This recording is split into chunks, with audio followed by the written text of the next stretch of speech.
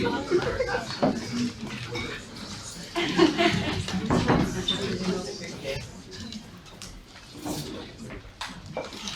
morning, everybody. I'm very impressed at the way suddenly the room fell silent. Everyone looked at their watch and thought we must get started. My name is Murray Hunt. I'm the director of the Bingham Centre for the Rule of Law, and it's my great pleasure this morning to welcome you all here, to say a few introductory words of thanks to begin with to the Bingham Centre's partners in putting on this extremely interesting conference. So the main thanks for the organisation go on the Bingham Centre's part to Anthony Wenton, who's just taking his seat in the front row here, who has done an absolutely sterling job at the Bingham Centre of putting everything together. But I'd also like to thank our key partners who have helped to bring the event together as well today. The Bonavera Institute of Human Rights in Oxford, the Human Rights Implementation Centre at the University of Bristol, and the Human Rights Centre at the University of Essex, all of whom are represented here today and have played a very important role in making the day possible. So thank you all very much indeed for that. I'd also like to extend our great gratitude to Travis Smith, who kindly sponsored today's event and are hosting us here today. Thank them very much indeed for their hospitality and their generosity in making that possible. I'm not going to detain you for very long at the outset today. My background, and I look around the room and see many friends and colleagues from a long life working in the area of human rights. My background in this subject started really back in the 1990s, in a very different era for human rights. When I wrote a small book called Using Human Rights Law in English Courts, which was trying to ride the wave which was then coming in of human rights law to persuade English courts that they should take a more adventurous approach to the international human rights standards that were then flowing into national legal systems, and ought to develop an interpretive obligation requiring them to interpret their national law consistently with international human rights. Now, when I look back, it doesn't seem very long ago, but it was 1997, and what a different age we live in today in relation to human rights and the direction of travel and which direction the waves are flowing in. Since then, I spent a few years working in Parliament advising the Joint Committee on Human Rights. And that role really made me aware of a number of things which I hadn't really been aware of as a practitioner in the human rights area. The first one really was the absolutely crucial importance of national implementation of human rights. I think this is really the big pressing burning issue of our time. We have a relatively wealthy, rich resource of international human rights standards out there to which states have voluntarily signed up. But the big gap, and this is nothing new of course, we've been talking about this for years, is between that and what happens on the ground in our nations. And that is really still the proper focus of our efforts. National implementation is really where we should be devoting our energies. Another thing which that role taught me was that courts are extremely important and will always be extremely important, but we need to be more imaginative about the roles of other institutional actors in national implementation. And there still remains a huge amount of work to be done in working out the respective roles and how these roles reinforce each other of the different institutional actors. So governments, parliaments, national human rights institutions, alongside courts, complementing courts, working with courts in relation to implementation of national human rights law. And that's something which I've carried through to the work at the Bingham Centre, and I think is very much at the heart of the programme today. The final thing I want to mention, which was a lesson learned in that role, was the importance of defining concepts which are often being bounded around very carefully and making sure that we take ownership of the proper interpretation of those concepts. And I'm glancing across at Robert Spano in the front row. Subsidiarity is one of those most important concepts in today's debates about human rights.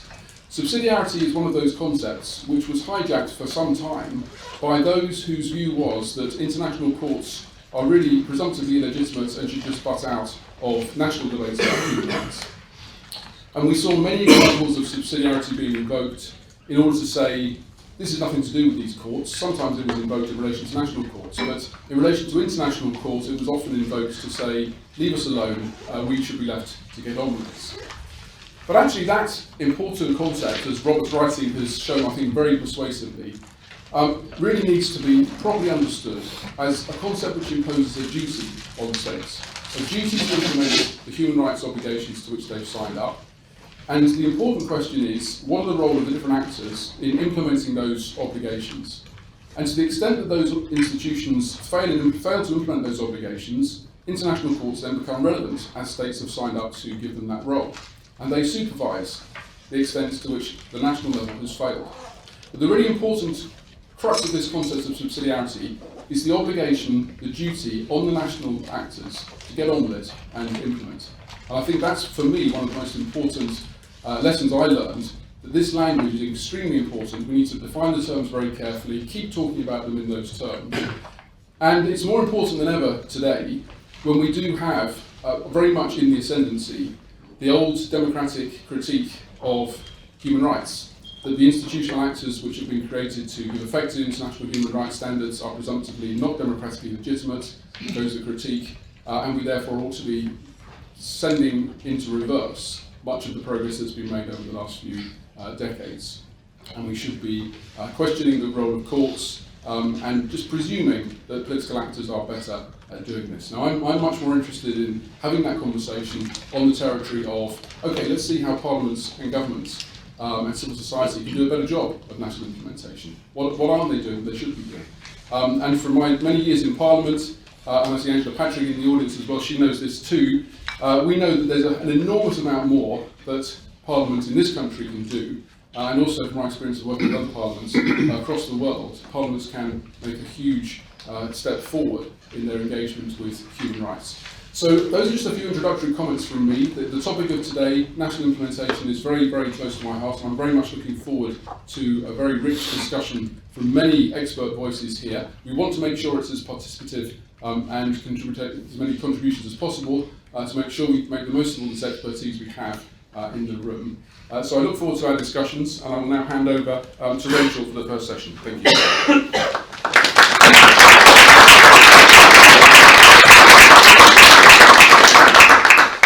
Thank you very much, Murray.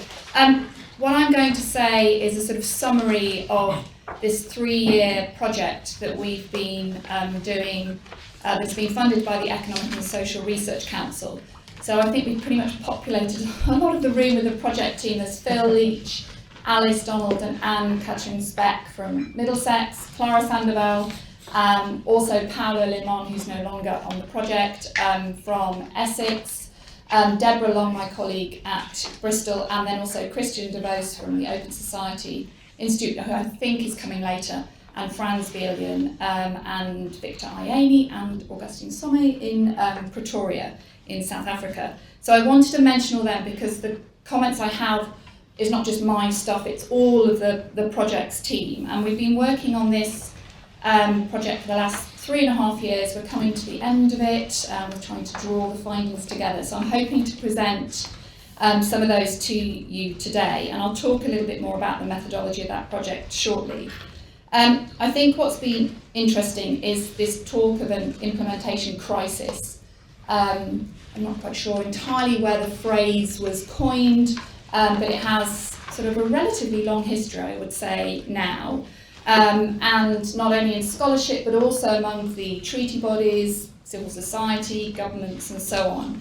And some statistics showing that actually the rate of implementation of decisions, whether it's from the European Court of Human Rights, the Inter-American bodies, the African bodies, UN human rights treaty bodies, is relatively poor.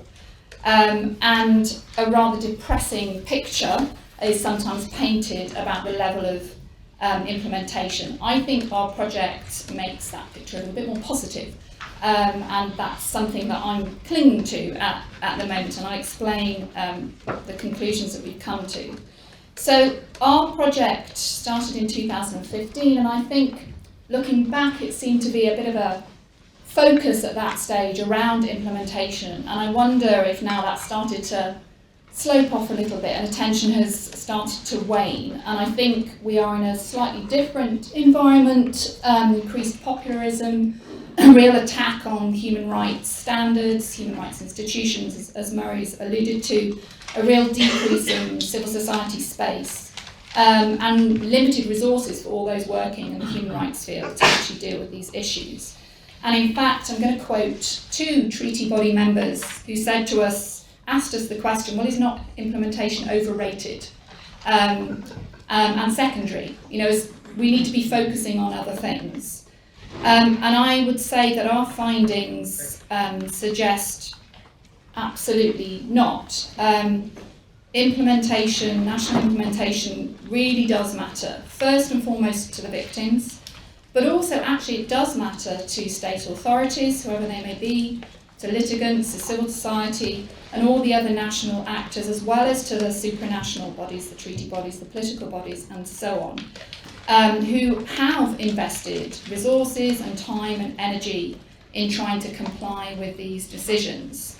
And what we have seen is that states are responding to these decisions. They may not be responding quickly, they may not be responding in fully, but what at first glance appears to be very limited or little action actually has not been the case, and we found that there is more implementation than I certainly initially thought there would be.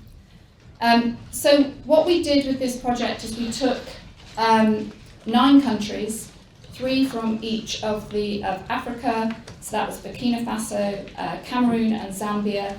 From the Americas, that was Canada, Colombia and Guatemala, and from Europe, it was Belgium, the Czech Republic and Georgia.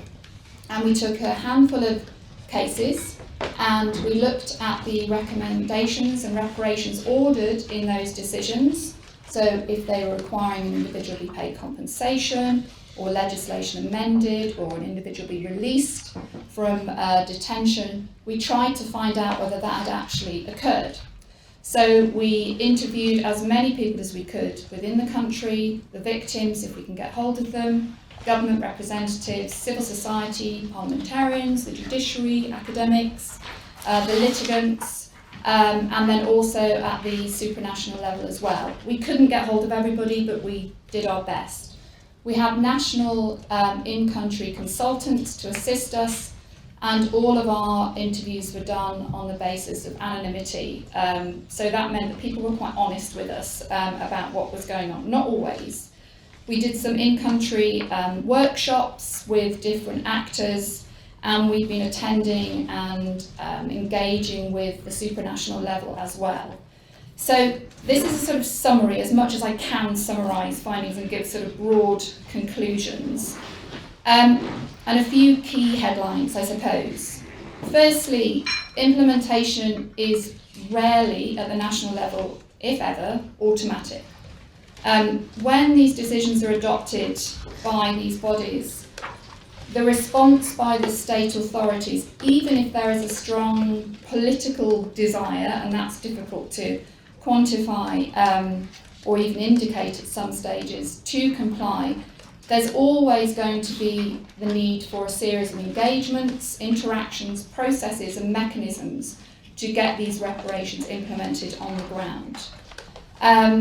And so those processes can be facilitated and encouraged and pushed by the international bodies. There's clearly evidence that that can work in some cases, but also at the national level as well. So I think it's a combination of all these different actors which work at various stages in different cases in different ways. Implementation is multi-dimensional. There didn't appear to be one single factor, no surprises there, that influenced whether states implemented or not. If you look at the state as a single actor, that fails to capture the complexities of what happens at the national level, which Murray has already alluded to. And so even if you divide it into, the branches of the state, the judiciary, parliament, and so on, each of those may well have responsibilities to implement aspects of the decision. But those lines of communication, the clear lines of responsibility are not always as apparent as you might hope them to be. So implementation is very context specific, and in a way a more individualised approach focusing on particular cases is needed to try and understand why the state might respond in a particular way and how you might then facilitate that implementation. And that has implications, I think, for litigants and those who are trying to implement, at what stage they engage with the state authorities, whether they prioritise certain of the reparations, what they ask for in the first place, and strategies around those. And I know Gay from the Institute of Human Rights and Development in Africa has been working on strategising around implementation on certain cases and trying to come up with some very interesting examples on how that might be done. Implementation is also non-linear. So I think there's often a presumption that if we keep pushing, it will improve over time, but actually that's not always the case. Sometimes it goes backwards, sometimes violations increase. It may depend on the complexity of what the state is required to do as to how much time it will take to implement the decision. It may justifiably take quite a considerable amount of time, or it may be relatively quick, and as to the timing depends on a whole range of factors. But sometimes the ways in which the response of the state is measured at the international level does not take into account the complexity of those processes. So statistics about levels of compliance, I think, are rather a blunt instrument, and they don't really capture what's happening at the national level, where the difficulties might lie, where the obstacles may be. Once you get to, if you break up the state, sort of even just executive, parliament, judiciary, once you get to action having to be taken by the legislature or the judiciary, independent entities from the executive, then a whole host of other factors will come into play, a whole host of other political dynamics, other actors and so on, who may or may not wish for these decisions to be implemented or have other interests at stake. And so talking about the political will of a state is not always helpful, and it's a bit of a red herring, I think, and it can mask what's happening at the national level and all of these different dynamics and complexities. So trying then at the international level or the supranational level for these bodies to assess whether states have complied, producing statistics, how do you measure compliance, becomes very complicated, not least in terms of deadlines, but also what action the state should be taking at any particular time. And there is a bit of a mismatch sometimes between the main interlocutor between the national and the international level is the executive, Ministry of Foreign Affairs or so on, but actually when you're coming down to implementation at the national level, you need the engagement of the legislature, you need the engagement of the judiciary, and those don't always have that clear communication and lines of discussion with the international level. And there are questions about whether they should or not, but I think it shows the complexities of what's going on. Importance of involving victims. You'd think that victims would be at the heart of the litigation processes. They should be involved in determining the reparations, whether they're implemented, negotiations over quantum of compensation and so on. But that is not always consistent, and it very much depends on the system as to how much engagement they have pre and post decision in terms of their implementation. And I think what we saw was related to this, the importance of dialogue. The communication process is, I guess, inherently adversarial. And once I think you move beyond the decision, then ideally you need some form of dialogue to take place. Now, whether that takes place at the national level or international level is a whole host of other questions, but there seems to be a desire for that dialogue to happen, whether it's between the victims and the state authorities, between the various different state authorities that need to implement, between those and the international level. Now, whether that's because dialogue facilitates implementation, or whether you need at some stage for somebody to say, okay, enough, you haven't done enough, and we're going to take a more coercive approach. Again, are lots of big questions that we don't necessarily have the answer to. But I think it does play into this, the comments that you made, Murray, about subsidiarity, the amount of discretion that's given to the state in the decision itself or in engagement with the international body about what it should do to actually implement. And again, there's no easy answers here. I think there is a bit of a trend, certainly in some of the systems, to, if the decisions and the recommendations and reparations are more specific, i.e. say precisely what the state should do to implement, that will increase the chances of implementation. And actually, our project suggests that it's just not that straightforward. It very much depends on the reparation, it depends on the context, it depends on the state, it depends on the politics of the moment. And that's not very helpful to litigants and others who are trying to think of strategies, but I think it's really important to bear in mind that rather than shift towards, yes, let's make this more prescriptive and specific, I would have a note of caution there. Just a couple more points, because I know I'm running out of time. There's been trends to an encouragement to establish national committees. So national monitoring and implementation, reporting frameworks and systems and all these names that they're tagged with.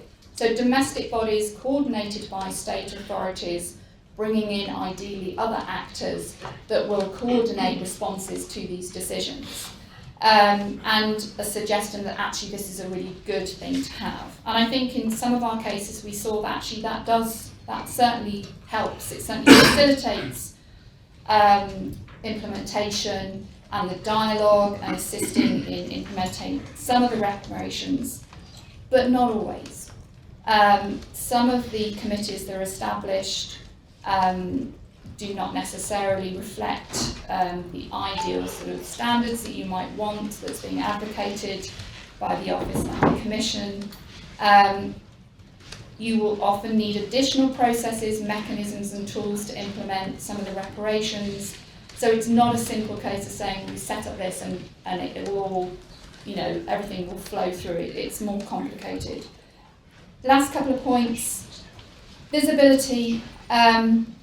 We saw that sometimes decisions are not as visible at the national level as one might expect. Again, there is a importance of lines of responsibility as to whose responsibility is to disseminate this decision at the national level once it's been adopted, not just among those who have a responsibility to implement, but also beyond, and that's not always clear.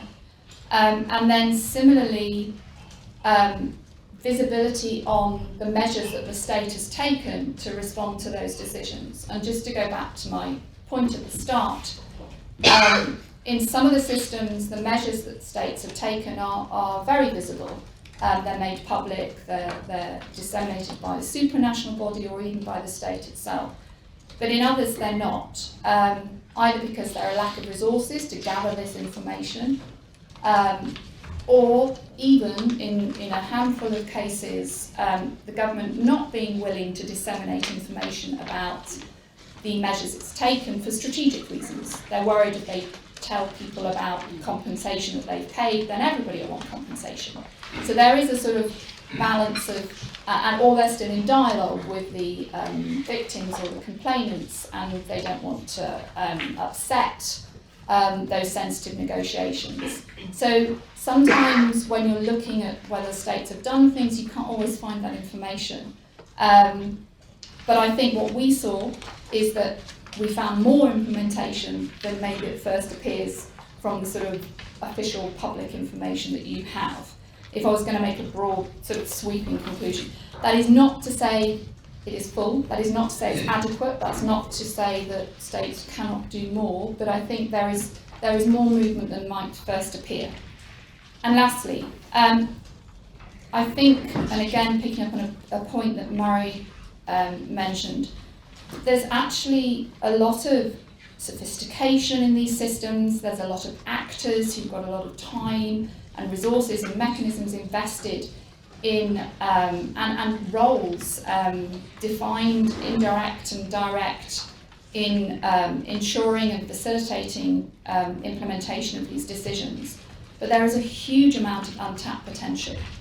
So within some of the treaty bodies, there's a sort of tendency sometimes to see implementation as a separate thing. I think this comment that it's overrated, it's secondary, rather than integral to the other mechanisms they may have. So some of the treaty bodies are not using the state reporting mechanism to, consistently and systematically track whether states have asked questions about the state's implementation. Some national human rights institutions were not fully engaged at the national level in terms of tracking and following up decisions. And in a time of low resources, lots of pressure on international and national bodies, then I think drawing on what's already available rather than reinventing new systems is very useful. There is a lot of untapped potential there. So I think the conclusion from this project, and I hope my colleagues will agree, is that even though the global environment and the rhetoric may be very depressing and a lot of hostility, actually I remain very hopeful. Our project showed that there is a lot of commitment to implementation, whether it's in terms of standards, mechanisms, procedures, even among states that you might think on the face of it didn't appear to be committed to complying with their obligations and with these decisions. And therefore I think that, yes, we shouldn't be complacent, but I think there is a lot that can be built on and continued, and I remain positive. So on that note, I will finish and pass over. Thank you.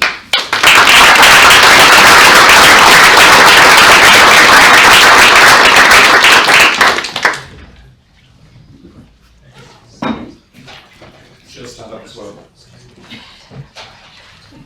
Yes, I think the stand as well. Stand as well. Well, good morning, everyone. Well, first of all, let me thank the many organisers for the event and for the invitation. And this is a very important event for the very simple reason that I take the title of the conference and the kind of spirit of the project that Rachel outlined to you, the findings of, seriously in the sense that this is a project thinking comparatively about human rights and thinking systematically about human rights. And I think that is a kind of a pressing need to do so. And I think it's particularly pressing to try to integrate these regional perspectives of human rights into mainstream scholarship and advocacy on international human rights. And I kind of look forward to these discussions here today. So what I like to do is kind of building on Rachel's remarks and particularly picking up on what, where she left at the end on the kind of broader context of hostility, reasons for alarm, but still remaining hopeful in spite of that. Because I think there's some big themes that we do need to touch on. And I think we'll be remiss not to raise them at the outset. So what I'll try to do is to kind of talk something about the relative merits of thinking comparatively about regional human rights systems, and to try to locate that discussion in a broader global context of what some refer to as the existential crisis and perhaps end times of human rights. It's a bit tedious perhaps after many years, but the problems are not going away. And I'll really try not to come across as too much of an alarmist, right? And that's partly because I'm an optimist by heart, but most importantly, because who cares what I think in that sense, there are still good reasons to be optimistic about human rights and future human rights, okay? So if anything you pick up from what I will say in the next 50 minutes or so, please hold on to that thought, because there's plenty to worry about. So I think it's critical that we think about the present state and the future of human rights, and we engage with those who are not already converted to the cause of human rights. That is most of you, perhaps all of you here today. So I think one of the kind of second main point I'd like to stress is the need to reach broader audiences, right? Because we're facing a political crisis of global dimensions that have direct implications on human rights everywhere. I think the broad contours of this crisis are familiar to everyone. Global inequalities are rising, overall, fueling what some call our age of anger, which in turn drive political violence in many parts of the world. Support for representative democracy as a political system is in decline, according to quite a few important measures. As Rachel mentioned, civil society spaces are increasingly restricted in many societies. There is a resurgence of nationalism and intolerance in many regions of the world, including our own here today, and in most of the kind of context we're going to discuss today. There's a trend that is ongoing towards the undermining of the international rule of law, and is gaining strength, according to some at least. In short, there are interlocking and mutually reinforcing challenges, and they all have direct bearing on international human rights. Okay, I don't think it's something controversial to point these things out, right? So it is exactly against this background that we need to engage with broader audiences, and this requires doing so in with a kind of broader political vision of international and regional human rights that is neither kind of exclusively instrumentalist, all talk about impact, or exclusively normative, that is analysing the recent jurisprudential, cutting-edge developments of a court and judges, right? So neither nor. So I'll try to illustrate this core point by referring to the regional system that I know the best, and that is the Inter-American Human Rights System. So please bear with me for those of you who are not interested, but you should be, is the short answer, because what I'd like to say, I think, is a broader relevance to just the Inter-American Human Rights System, right? So what are some of the problems, let's call them challenges, facing the Inter-American Human Rights System? So, as is the case of human rights in most places, the Inter-American Human Rights System is underfunded. It has a small caseload in light of the ongoing routine human rights violations that are taking place in its region. Most people in the region of Americas have never heard of the Inter-American Human Rights System. The level of compliance with the system's decisions and rulings is, on many conventional measures, as Rachel pointed out, relatively low. It looks unimpressive. The Inter-American Human Rights System has jurisdiction in a region with very high levels of violence, uneven rule of law, widespread corruption by both state and private actors. Moreover, a significant part of the Inter-American Human Rights caseload still relates to human rights violations that have taken place many decades ago, right? Not present ones. So clearly, the Inter-American Human Rights System has not eradicated human rights violations in its region, yeah? And many doubt its effectiveness. Then, bizarrely, perhaps paradoxically, many who are critical of the American system say that effectively it is too punitive, yeah? That it emphasizes a criminalized model of human rights accountability, yeah? And others see the American human rights system as too dominant, right? Not sufficiently deferential to democratically elected governments across its region. Now, in addition, these challenges are kind of playing out in a kind of regional context of the Americas that has turned distinctly hostile and openly hostile to the very idea of human rights, and where widespread human rights violations are still occurring. So from this perspective, the ongoing crisis in Venezuela is for many kind of the ground zero of human rights in the Americas, amply demonstrating the ineffectiveness of international human rights when confronted with an entrenched regime with support from major powers such as Russia and China, as well as from Cuba. And in this multipolar world, in this kind of megacosm of the Americas, this has been reinforced by a transactional and anti-liberal US foreign policy where human rights concerns have little influence.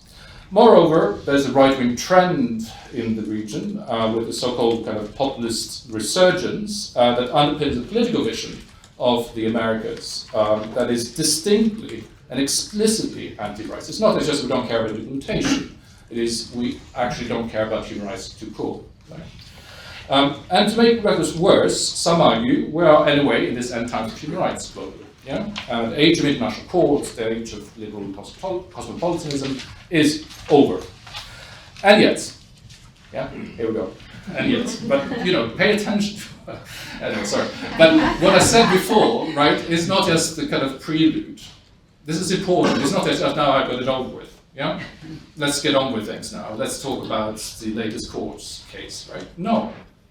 This is exactly the context in which we are living. Okay? So, really, but despite this, I think there's a future of human rights, and let me try to spell out why I think so, and what others think so, perhaps more importantly. So the future, I think, will depend, the future of human rights, that is, will depend on engaging with not just the specialists, the experts, right, the human rights lawyers, advocates, judges, scholars, right, but to try to make human rights resonate more strongly with the weak, the people, yeah? So that's my populist message, if you like. And this would mean not just doing more, trying harder, but doing things differently. And I think it is precisely in this respect that I think regional perspectives of human rights are so important, and regional human rights systems are so important. So let me try to explain why I think so. So, I think there's a broader point here, the importance of thinking about and studying and working on international human rights comparatively across regions. And I think the first and obvious point in this respect is, at least for those of you who are here, right, regional systems are central actors in international human rights. Yeah? And as such, they're pivotal for the future of human rights. So, after all, if you think about the history of international human rights in the modern era, right, from the 40s and 50s and so on, the kind of international human rights system is effectively, was born out of, in part, the regional context of international human rights, right? So the American Declaration of Rights and Duties of Man, as it used to be still called, was adopted, of course, in 1948 and prior to the Universal Declaration of Human Rights, right? So the history of modern international human rights regime is regional, yeah? Also, if you think about where most of the action of international human rights actually take place, that is in regions, yeah, under regional human rights systems. Not to diss colleagues in Geneva and New York, right? But a lot of the human rights actions are, I think, regional, and it's exactly for that reason that the regional perspectives are so important, right? And it's important for the future of human rights more generally, because most of the dominant critiques of human rights, Stephen Hopgood's. I really like Steve, so Stephen Hopgood's End Times of Human Rights, Posner's Twilight, or Moyne's insufficiency theory, or kind of thesis of international human rights. They focus nearly exclusively on global accounts of human rights. These accounts tend to ignore, or at least marginalize, regional systems and focus instead on the UN-based system, the role of Western states, and the human rights politics of global human rights NGOs, right? So this is the human rights of Hopgood's kind of capital H, right? For those who read it. So these accounts emphasize almost exclusively the role of the West, so to speak, in the genesis, development, and therefore in the future of human rights law, institutions, and policy. So, as a result from this kind of line of thinking, with a sovereigntist and nationalist turn in the politics of the US and Europe, think Trump and Brexit here, these scholarly accounts forecast the imminent end times of human rights. Now, I don't want to dismiss the role of the West, so to speak, or the role of the US in the kind of development of international human rights. But the history and future, of course, is more plural and diverse than these accounts are made. Yeah? So, for many other actors in Western governments, human rights institutions themselves have been the real innovators in pushing forward the development of human rights law, policy, and practice. And they're likely to continue to be pivotal actors in this endeavor, with or without US and European leadership. I think also regional perspectives of human rights tell us something quite important about institutional resilience and adaptation in political contexts that are distinctly hostile. Yeah? So take again the example of the Inter-American human rights system. I think its institutional history, right, since the 50s and so on, is illustrative of the fact that human rights, as Philip Wilson keeps on reminding us of, right, that human rights is never a consensus project, has never been. Yeah? The Inter-American human rights system's institutional history is rife with conflict and resistance to ambitious human rights practices and norms. And the Inter-American system is a case of where there's been institutional expansion of human rights in an unstable region in the world. It's a case of survival despite dramatic political shifts, if you like. So through the case of the Inter-American human rights system, for example, we can learn about institutional adaptation and resilience of international institutions in illiberal and hostile political contexts. Simply put, I think there's reason to to kind of gain insights from comparative perspectives on regional human rights on this point of view, right? I think along similar lines, regional systems are important alternatives to the universal system, which of course are increasingly under strain. As you know, the UN human rights system is now facing continuous cuts, right? To such an extent that many of the treaty bodies now cancel sessions in the coming months, and it's quite uncertain how they will actually be able to carry out its monitoring. In the case of the International Criminal Court, it's subject to increasing strident criticism, including from many human rights advocates, right, who despair at its perceived lack of effectiveness and double standards. And from this perspective, right, regional systems may appear quite attractive alternatives to pursue human rights accountability. And this is particularly in the case of regional contexts that is characterized by widespread and persistent impunity, including for gross and systematic human rights violations. I find quite striking that the significant scholarly attention given to ICC in comparison to what the little it has been doing. Anyway, bugbear put aside here. Take the Inter-American human rights system once more. It has developed what colleague Alex Yoneus calls a quasi-criminal jurisdiction, pushing states in the region to prosecute human rights criminals in domestic courts. So the Inter-American human rights system, yet again, in this sense, offers an important alternative to international criminal justice strategies, and I think this requires more attention. So, reconnecting then with what Rachel discussed more specifically on implementation, I think regional perspectives on human rights tell us something important about the difference that human rights can make for individuals and groups. And I think perhaps most decisively, and this is especially for the lawyers among you, I guess that most of you, I'm not, right? So, regional systems have developed judicial institutions that render binding judgments on member states. Indeed, human rights are by far the most judicialized in regional contexts. Yeah? Moreover, they have also come to increasingly engage, as Rachel pointed out, with domestic institutions and actors. That interaction is most dense in regional context. Yeah? So I think the very rationale for many of regional human rights systems lies in their way of articulating and institutionalizing international human rights standards and norms that are more responsive to, and therefore for many, more legitimate as they're perceived in domestic contexts, in particular cultural, legal, and political contexts. Now, the domestic institutionalization of regional human rights also highlights some kind of intriguing puzzles that go against the kind of generalized narrative of the end-times of human rights. Again, the example of the Inter-American human rights system is illustrative in this sense. So, as I already mentioned, the Inter-American human rights system is subjected to chronic underfunding, is generally perceived to be characterized by an ongoing compliance crisis, right? And is facing strident resistance or even backlash, right? And yet, the demands of the Inter-American human rights system is ever increasing. Yeah. So if you're a supply and demand economist, you need to kind of try what's going on here. Yeah. There's an increasing number of cases that are submitted to the Inter-American Commission, and there are good indications that more regional high courts in the region, or national high courts in the region, I should say, are more consistently engaging with the jurisprudence of the Inter-American Court. Also, if you take backlash seriously, backlash could be seen as a symptom or reflection of impact, right? After all, why spend much political capital and attention on an irrelevant international human rights institution? I'm a little bit hedging on that one, but there you go, there's an argument for you.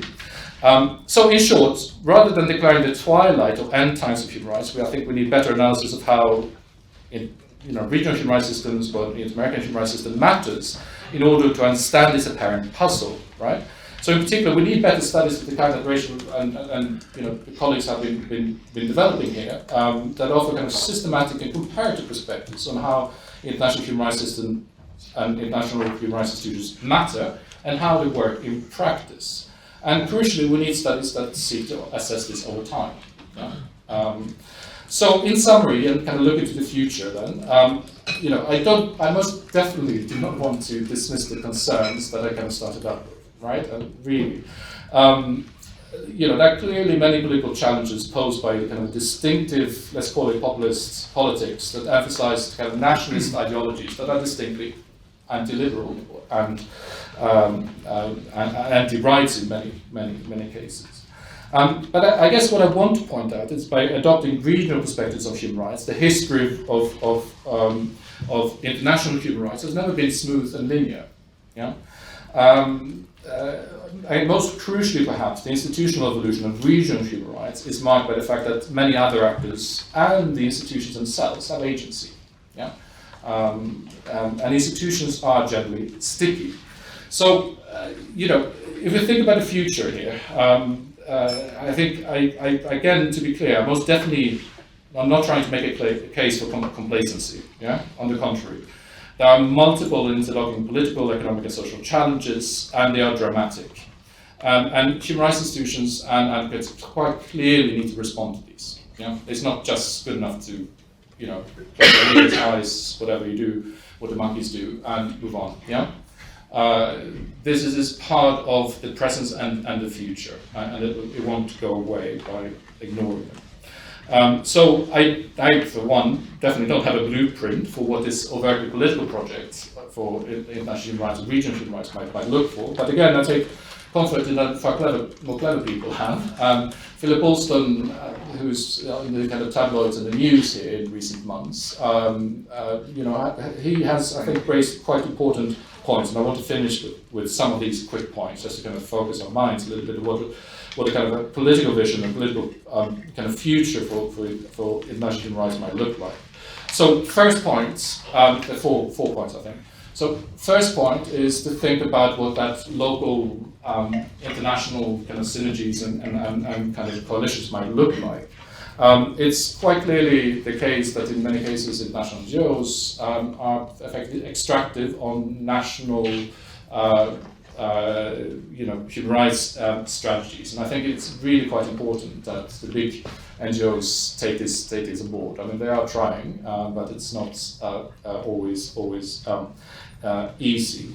There are of course situations in which international human rights groups can function effectively, and where local space for domestic advocacy is limited. But I think there's definitely far more work to be done on finding good synergies between the kind of national and international advocacy strategies.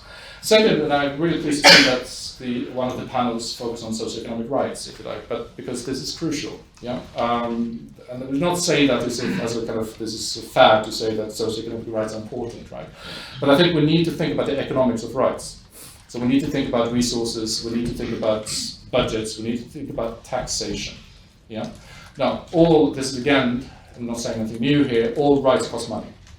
Yeah. So just to say that, when we get into kind of socioeconomic rights, that it's about reallocation of resources and distribution, and this is kind of a world in which politics should take precedence and the democratic processes should take precedence. It's just not good enough. That might be the case, but it's just not good enough because all rights cost money. So we need to think about. We need to do our spreadsheets. Okay. And I think this is important because it's not just an add-on, it's not an extra, it's an integral part of what it means to work on human rights. Okay. Third, broadening the kind of base, find the allies, yeah? Even with those who are not your traditional human rights actors. I mean, I spent a few weeks now in Chile talking to the prison authorities, which is always mind-opening. These are not your natural allies, but you can find, and things can actually change. And some of you do work on this, so but these are not your natural allies.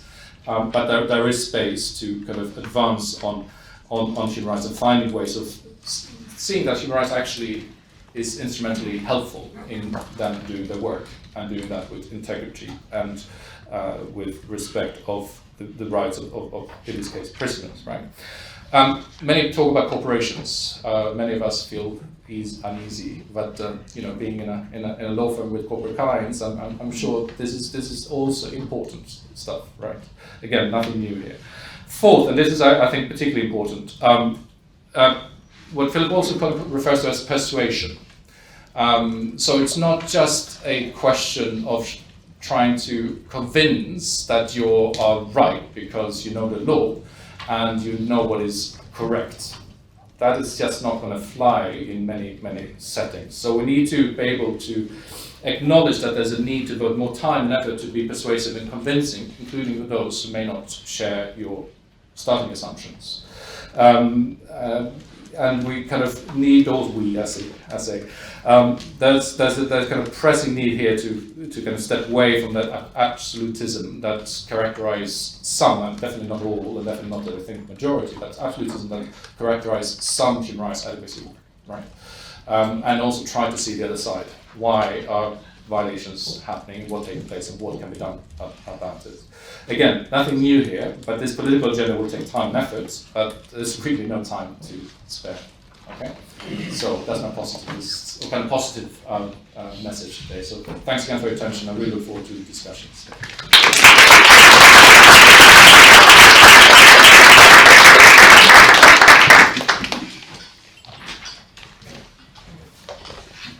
Thank you very much indeed, Rachel and Per, for really very stimulating introductions to our day's discussion. We've already borrowed 5 minutes of the coffee break, so I don't think we'll take any more time out of that to make sure that the next session doesn't start too late. So I'd just like to offer one reflection on what we've heard. I'm really heartened to hear that even Per admits to the optimist of the person who remains working in human rights in current conditions. And Rachel, probably even more optimistic. And I think that's very important. I'm actually known as the stupid optimist in my household.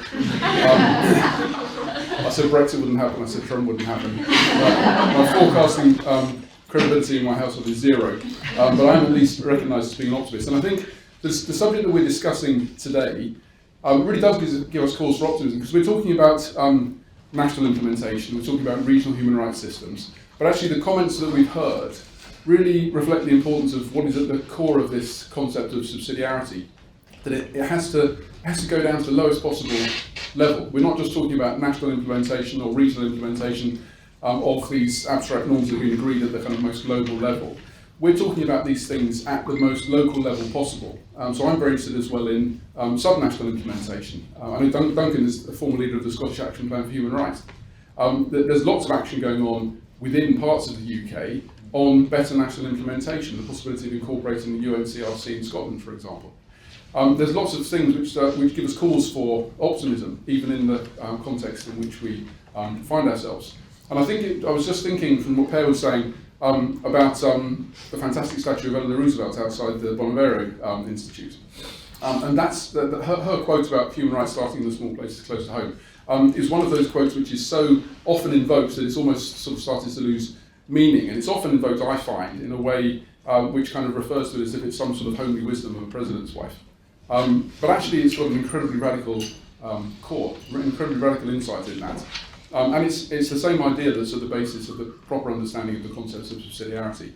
We need to think, each of us, what we can do to fulfil these commitments that we're all signed up to in human rights terms, at the individual level, at the most local level, in the places close to home, and that then feeds through all these different levels. But until we actually begin to grapple with that at the most local level, and that's really what we're talking about today, we're always going to be dealing with the democratic critique which regards these things as being external impositions forced upon us by illegitimate international actors. So I also am resolutely optimistic, and I hope that optimism will run through today's discussions, whilst also being very realistic about the challenges that we will face. So thank you very much, Rachel and Per, and please enjoy your coffee, and I look forward to the day.